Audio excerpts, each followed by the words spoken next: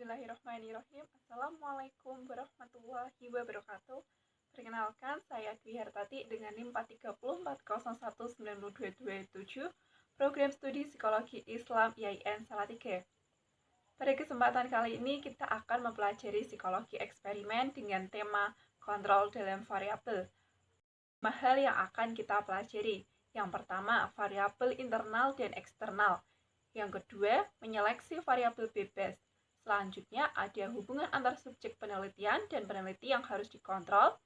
Yang keempat, ada macam-macam extraneous variabel yang mengganggu validitas internal. Dan yang terakhir, ada kesesatan dalam psikologi eksperimen. Kita akan membahas tentang validitas internal dan eksternal. Validitas internal yakni mengukur seberapa jauh keakurasian pengamatan peneliti terhadap variabel bebas yang berpengaruh terhadap variabel terikat.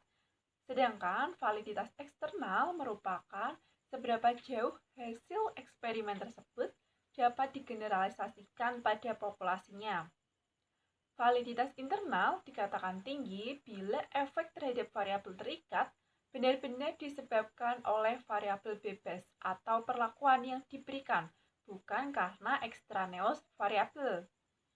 Sedangkan validitas eksternal dikatakan tinggi apabila kesimpulan dari eksperimen tersebut dapat digeneralisasikan pada populasi eksperimennya atau populasi lain yang berada pada tempat dan situasi sosial yang berbeda.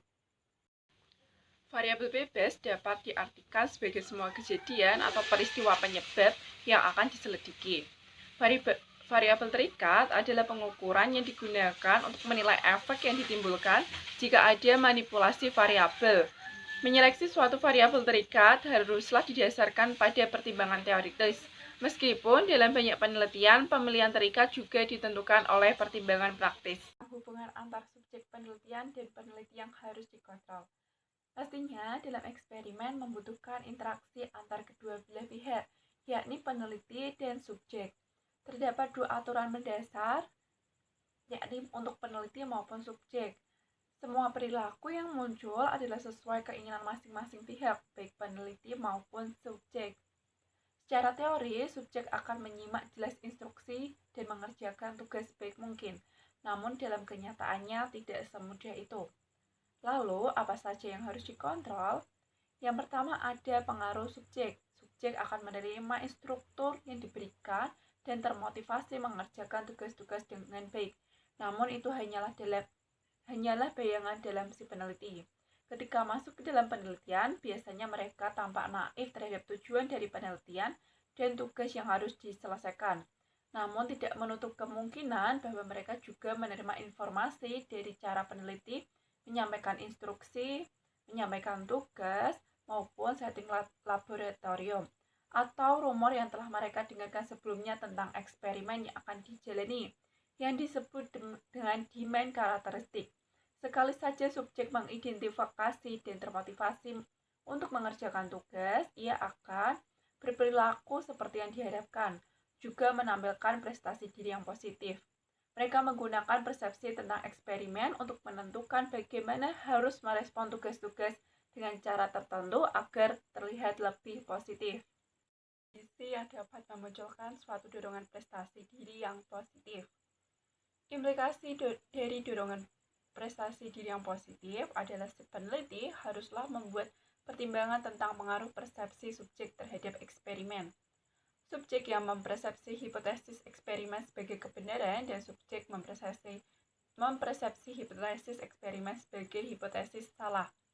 Konsekuensi dari hal ini adalah respon yang ditampakkan subjek dan kesimpulannya dibuat oleh peneliti adalah suatu penjelasan terhadap bagaimana subjek mempersepsi eksperimen itu sendiri, bukan pada sebuah variabel bebas yang dimanipulasi.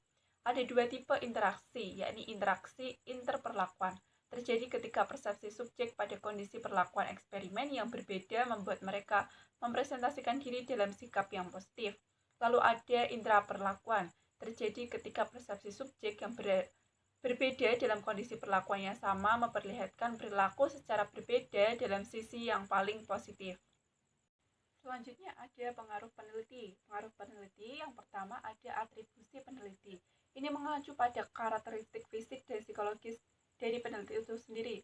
Menurut Rosenthal, ada 3 kategori yang muncul, yakni biososial, atribut seperti gender, usia, ras, dan agama. Ada psikososial atribut seperti tingkat kecemasan, keramahan, dan autoritarian.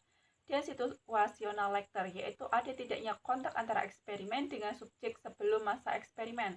Berpengalaman atau tidaknya peneliti dan apakah subjek merupakan orang yang ramah atau tidak. Menurut Jung, seberapa luas variabel itu dapat memberikan pengaruh pada hasil penelitian sangatlah tergantung dari tipe eksperimen yang dilakukan. Pengaruh eksperimental atribut akan lebih kuat dalam eksperimen sosial dan kepribadian. Eksperimental atribut akan lemah pada eksperimen sosial persepsi dan eksperimen sensori. Masih dalam pengaruh peneliti, ada harapan peneliti. Harapan peneliti mengacu pada bias yang dikarenakan pengharapan dari peneliti akan hasil penelitian yang nantinya didapat. Harapan yang kita miliki dapat menyebabkan beragamnya persepsi terhadap dunia psikis dan sosial kita. Bias yang muncul karena harapan peneliti dapat dilihat dari 2 macam tipe, yakni yang pertama pengaruhnya pada peneliti tersendiri, dan yang kedua pengaruhnya pada subjek penelitian. Lalu ada pengalihan harapan pada subjek penelitian. Rosenthal menyatakan bahwa kemungkinan dikarenakan kesalahan dalam pencatatan. Harapan itu muncul seperti dalam pemberian instruksi, raut muka, bahasa tubuh, intonasi suara, dan juga seperti anggukan, senyuman, atau penatapan sekilas. Tetapi harus diperhatikan bahwa seorang peneliti ketika membahas tentang pengaruh harapan ini harus menyadari bahwa responden subjek sendirilah yang akhirnya menunjukkan ada atau tidaknya pengaruh harapan peneliti. Ketika tidak ada integrasi konseptual ataupun pernyataan teoritis, dia menjelaskan fenomena ini, maka kita tidak akan mengetahui kapan harapan itu terjadi. Semuanya menunjukkan bahwa variabel-variabel itu memang merupakan sumber bias. Selanjutnya kita akan membahas tentang macam-macam extraneous variabel yang mengganggu validitas internal. Yang pertama adalah history. Variabel history ini terjadi pada eksperimen yang didesain memiliki pre dan post test untuk mengukur variabel terikat. Peristiwa yang terjadi antara pre-test dan post-test dapat berpengaruh pada proses yang dilakukan. Perbedaan skor antara pre dan post-test biasanya digunakan sebagai ukuran pengaruh keberadaan variabel bebas terhadap variabel terikat. Kesulitan untuk menggunakan prosedur ini adalah adanya sejumlah rentang waktu tersisa antara pelaksanaan pre dan post-test, memungkinkan subjek memiliki pengalaman-pengalaman lain yang berpengaruh terhadap kondisi mereka yang nantinya direfleksikan melalui hasil post-test. Semakin panjang rentang waktu antara pre dan post-test, maka semakin besar kemungkinan bahwa variabel histori nantinya akan melemahkan kesimpulan hasil penelitian yang dilakukan. Namun, hal ini dapat pula terjadi pada rentang waktu yang pendek. Lalu ada maturation, terkait dengan perubahan-perubahan pada kondisi internal individu yang terjadi sebagai konsekuensi dari berlalunya waktu. Perubahan-perubahan ini melibatkan proses biologis dan psikologis, seperti usia, proses belajar, kelelahan, dan kebosanan. Walaupun tidak berhubungan dengan kejadian internal, namun hal ini menetap pada individu. Yang ketiga ada testing. Pada beberapa alternatif untuk meminimalisir pengaruh extraneous variabel, peneliti dapat membuat alat ukur yang berbeda antara pre dan post test, namun bobotnya setara antara kedua alat tersebut. Selain itu juga dilakukan memberi jeda sedikit lebih lama antara pre-test dan post-test, sehingga ingatan-ingatan subjek terhadap soal tes tidak terlalu kuat. Ini sering juga dilakukan dengan mengacak kembali nomor soal agar tidak sama dengan tes kedua. Keempat, ada instrumentation, yakni mengacu pada perubahan-perubahan yang terjadi selama pengukuran variabel terikat. Variabel ini memang tidak mengacu pada perubahan yang terjadi pada subjek, tetapi lebih melihat perubahan yang terjadi sebelum proses pengukuran. Banyak teknik yang digunakan untuk mengukur variabel terikat dan memfokuskan pada perubahan yang terjadi sebelum dilakukannya eksperimen tersebut. Situasi pengukuran yang merupakan instrumen dalam eksperimen dan biasanya menimbulkan terjadinya bias adalah ditempatkannya seseorang untuk mengobservasi jalannya eksperimen. Kehadiran observer ini mau tidak mau akan berpengaruh pada subjek. Observer dan interviewers terkadang bias dalam menilai pengaruh yang dimunculkan akibat pemberian perlakuan saat eksperimen. Maka, studi yang menggunakan observer manusia biasanya menggunakan lebih dari satu observer untuk meminimalisir munculnya bias dan saling mengecek ulang data-data yang sudah mereka dapatkan. Yang kelima ada statistical regression. Banyak dari eksperimen psikologis yang mengadakan pre dan post test pada variabel terikat, bahkan eksperimen lainnya ingin mengetahui perubahan pengukuran yang terjadi. Eksperimen biasanya hanya memiliki dua kelompok subjek yang memiliki perbedaan skor yang ekstrim, seperti skor yang paling tinggi dan skor yang paling rendah. Dua kelompok tersebut kemudian diberi perlakuan yang nantinya diberikan post-test kemudian diskor. Variabel yang menyebabkan terjadinya perubahan skor tinggi dan skor rendah pada pre dan post-test adalah statistik regresi. Pada kelompok yang memiliki skor tinggi, bisa saja skornya lebih rendah pada saat post-test. Ini bukan karena perlakuan, tetapi dikarenakan terjadinya fenomena statistik regresi. Begitu pula pada skor rendah, yang terdapat peningkatan pada saat post-test. Fenomena regresi ini terjadi karena pengukuran pre dan post-test tidak memiliki hubungan, dengan kata lain perangkat pengukuran tidak reliable. Yang keenam ada selection. Bias seleksi terjadi jika serangkaian prosedur seleksi yang berbeda digunakan untuk menempatkan subjek ke dalam kelompok kontrol dan kelompok eksperimen. Idealnya, memang sampel subjek diambil secara acak dari populasi, dan selanjutnya subjek ditugaskan secara acak pula untuk berada dalam kelompok kontrol dan kelompok eksperimen. Ketika prosedur ini tidak dapat diikuti dan tugas-tugas yang diberikan pada kelompok itu didasarkan pada beberapa prosedur yang berbeda, maka ada kemungkinan antara kelompok kontrol dan kelompok eksperimen memang sudah sejak awal berbeda.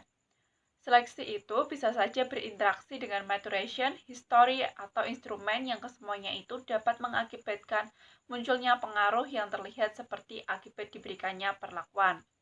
Yang terakhir ada mortality.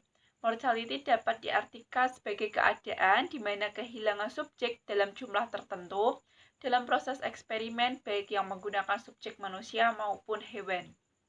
Seri terakhir kita akan membahas tentang macam-macam kesesatan dalam eksperimen. Menurut Hardy, kesesatan dibagi menjadi dua, yakni yang pertama kesesatan konstan, yang merupakan pengaruh eksternal variabel yang selalu ada dalam sebuah eksperimen yang sejenis dan keberadaannya tidak diketahui atau tidak dapat diperhitungkan, sehingga tidak dapat dipisahkan dari hubungan kasual antara variabel bebas dan variabel terikat. Yang kedua, ada kesesatan kompensatoris, adalah kesesatan yang terjadi pada satu atau beberapa eksperimen saja, sehingga dapat menyebabkan terjadinya perbedaan antara kelompok kontrol dan kelompok eksperimen, yang pada akhirnya berpengaruh terhadap hasil eksperimen yang dilakukan. Kesesatan kompensatoris dibagi menjadi tiga tipe. Yang pertama, ada tipe S. Kesesatan tipe S merupakan ciri khusus dari kesesatan yang disebabkan oleh fluktuasi subjek sampling. Kesesatan ini memungkinkan untuk terjadi pada saat peneliti membagi subjek penelitian ke dalam kelompok eksperimen dan kelompok pembanding. Pada saat memilah subjek untuk dimasukkan ke dalam kelompok eksperimen atau kelompok pembanding yang disebut dengan kelompok kontrol, memungkinkan terjadinya ketidakseimbangan antara kedua kelompok.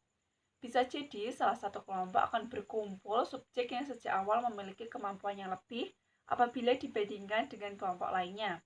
Kesesatan di tipe S dalam praktiknya harus diperhitungkan pada saat menguji signifikasi dengan jalan random sampling dengan menggunakan standar error yang didasarkan atas distribusi subjek. Selanjutnya ada kesesatan tipe G. Terjadi ketika extraneous variabel mempengaruhi satu atau beberapa grup dalam suatu eksperimen, tetapi tidak mempengaruhi semua kelompok yang ada dalam eksperimen tersebut. Kesesatan tipe G harus diperhitungkan pada saat menguji signifikasi dengan jalan menggunakan randomisasi grup atau subgrup yang menggunakan standar error yang didasarkan pada sampling distribusi kelompok.